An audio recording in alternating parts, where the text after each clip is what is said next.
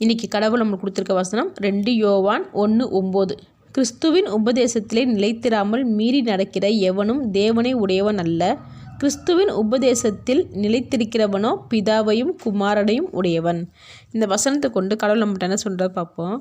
தேவனோட வார்த்தையின்படி நம்ம நடக்கும்போது கொஞ்சம் கஷ்டமாக தான் இருக்கும்.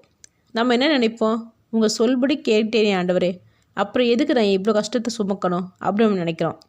பொறுமையாக இரு, காத்துருன்னு சொன்னீங்களே, நான் இப்படி இருக்கிறதுனால தான் எவ்வளோ பிரச்சனைகள் எனக்கு நடக்குதுன்னு பாருங்கள், எதிரிகள் எப்படி பேசுகிறாங்கன்னு பாருங்கள் நம்ம நினைக்கிறோம். காத்திருக்க நான் தோற்று போயிட்டே இருக்கிறேனே அப்படின்னு நம்ம நினைக்கிறோம். நம்ம இப்படி நினச்சி கோபத்தில் தேவனோட வார்த்தையை மீறி நடக்கும்போது நம்ம தேவனோட பிள்ளைகளாக இருக்க முடியறதில்ல. நம்ம எவ்வளோ தூரம் தேவனை விடாமல், தேவனோட வார்த்தைகளை விடாமல் பிடிச்சிட்டு இருக்கோம்னு தேவன் நமக்கு பரிச்சை வைப்பார். அதில் நம்ம வெற்றி பெற்றோம்னா என்றென்றைக்குமே தேவனோட பிள்ளைகளாக நம்ம இருப்போம். அப்படி நம்ம இருக்கும்போது தேவன் ஒருபோதும் நம்மளோட எதிரிகள் முன்னாடி தோற்று போக விட மாட்டார். ஆமேன்.